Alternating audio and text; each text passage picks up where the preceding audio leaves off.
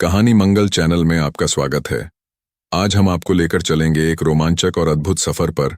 आज की पौराणिक कथा का सार है कि आखिर जो पाप गंगा में धोया जाता है वो जाता कहाँ है। तो जुड़िए हमारे साथ और सुनिए ऐसी कहानियां जो आपको मंगल की तरह नई और अनोखी महसूस होंगी। गंगा नदी भारतीय संस्कृति और धार्मिक मान्यताओं में अत्यधिक महत्वपूर्ण स्थान रखती है। यह न केवल एक नदी है बल्कि इसे मां के रूप में पूजनीय माना जाता है।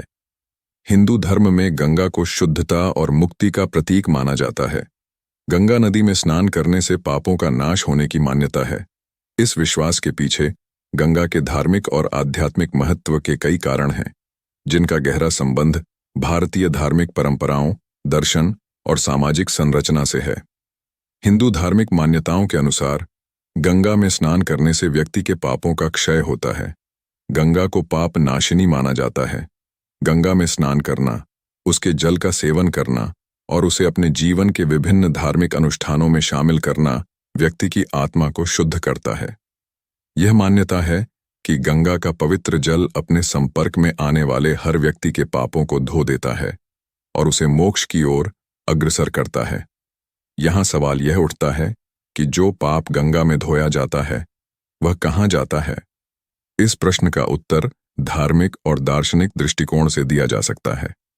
पाप का प्रवाह या उसका नाश वैज्ञानिक दृष्टिकोण से भले ही संदिग्ध लगे, लेकिन धार्मिक और आध्यात्मिक दृष्टि से इसका उत्तर गहरे अर्थों से भरा है।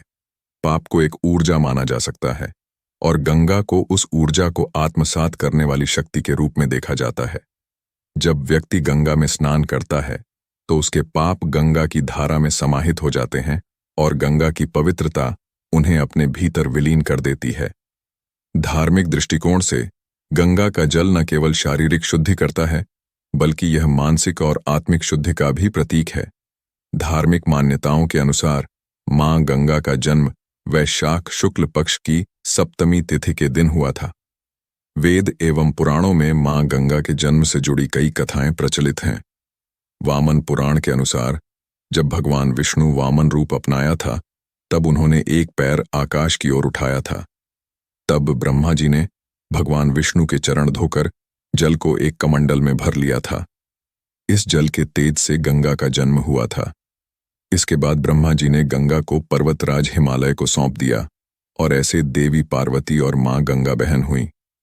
भगवान शिव की जटाओं से निकलने वाली गंगा जब हिमालय से होते हुए तराई क्षेत्रों में आती है तो इनका धार्मिक महत्व और अधिक बढ़ जाता है। इसलिए विभिन्न धार्मिक अनुष्ठानों में गंगा जल का प्रयोग निश्चित रूप से किया जाता है। मान्यता है कि जो लोग गंगा में स्नान करते हैं उन्हें सभी पापों से मुक्ति मिल जाती है और मृत्यु के उपरांत मोक्ष की प्राप्ति होती है। आज की पौराणिक कथा का सार है कि आखिर पाप कहाँ कहाँ जाता है।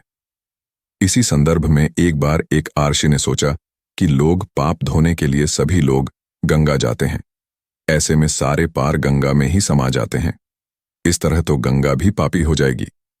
उस अर्षि ने यह जानने के लिए आखिर पाप जाता कहाँ है तपस्या की। तपस्या करने के फलस्वरूप देवगण प्रकट हुए। तब अर्षि ने उनसे पूछा कि गंगा में जो पापा धोया जाता है वह कहाँ जाता है। तब भगवान ने कहा कि चलो गंगा जी से ही पूछते हैं इस बारे में। अर्षि और भगवान दोनों ने ही गंगा जी से पूछा कि हे गंगे, सब लोग तुम्हारे यहाँ पाप धोते हैं, तो इसका मतलब क्या आप भी पापी हुई। तब गंगा ने कहा कि मैं कैसे पापी हो गई, मैं तो सभी पाप लेकर समुद्र को अर्पित कर देती हूं। इसके बाद अर्षि और भगवान समुद्र के पास गए और उनसे पूछा कि हे सागर, गंगा सभी पाप आपको अर्पित कर देती है, तो क्या आप पापी हो गए। तब समुद्र ने कहा कि वो कैसे पापी हुआ, वो सभी पाप को भाप बनाकर बादल बना देता है। अब अर्षि और भगवान दोनों ही बादल के पास गए। उनसे पूछा कि हे बादल, समुद्र पापों को भाप बनाकर बादल बना देते हैं, तो क्या आप पापी हुए। बादलों ने कहा, मैं कैसे पापी हुआ, मैं तो सभी पाप को वापस पानी बना देता हूं और धरती पर गिरा देता हूं। इससे ही अन्न उपजता है, इसे ही मानव खाता है। उस अन्न में जो अन्न जिस मानसिक स्थिति से उगाया जाता है और जिस वृत्ति से प्राप्त किया जाता है और जिस मानसिक अवस्था में खाया जाता है, उसी के आधार पर मानव की मानसिकता बनती है। यही कारण है कि कहा जाता है कि जैसा खाए अन्न वैसा बनता मन। जिस वृत्ति से अन्न प्राप्त किया जाता है और जिस मानसिक अवस्था में खाया जाता है, वैसा ही विचार मानव का बन जाता है। ऐसे में हमेशा भोजन शांत रहकर ही ग्रहण करना चाहिए। अन्न जिस धन से खरीदा जाए, वह धन भी श्रम का होना चाहिए। गंगा जल पर अब तक कई शोध हो चुके हैं, जिनमें से एक शोध लखनऊ के नेशनल बोटैनिकल रिसर्च इंस्टीट्यूट ने भी किया था, जिसमें उन्होंने पाया कि गंगा जल में बीमारी पैदा करने वाली इकोलाई बैक्टीरिया मारने की क्षमता है। वैज्ञानिकों ने यह भी माना कि जब हिमालय से गंगा बहती हुई आती है, तो कई खनिज और जड़ी बूटियों का असर इस पर होता रहता है और उसमें औषधीय गुण आ जाते हैं। शोधकर्ताओं ने जांच में पाया कि गंगा जल में ऑक्सीजन को सोखने की अद्भुत क्षमता है। इसलिए गंगा के पानी में प्रचुर मात्रा में सल्फर होता है, जिससे पानी लंबे समय तक खराब नहीं होता है। गंगा स्नान और गंगा जल पीने के पीछे भी वैज्ञानिकों ने कई प्रशिक्षण किए हैं, जिसमें उन्होंने पाया कि गंगा जल पीने से हैजा, प्लेग या मलेरिया जैसे रोग के खतरनाक कीटाणु नष्ट हो जाते हैं। मां गंगा को मोक्षदायिनी के रूप में जाना जाता है। ऐसा इसलिए क्योंकि पौराणिक काल से यह मान्यता है कि गंगा में स्नान करने से सभी पापों का नाश हो जाता है और अनंत पुण्य की प्राप्ति होती है। विशेष दिन जैसे अमावस्या या पूर्णिमा तिथि के दिन गंगा जल में स्नान करने से साधक को देवी देवताओं का आशीर्वाद प्राप्त होता है। इसके साथ गंगा तट के किनारे श्राद्ध या तर्पण आदि करने से और पूर्वजों का आशीर्वाद मिलता है। आपने सुनी कहानी मंगल की एक और अद्भुत कहानी।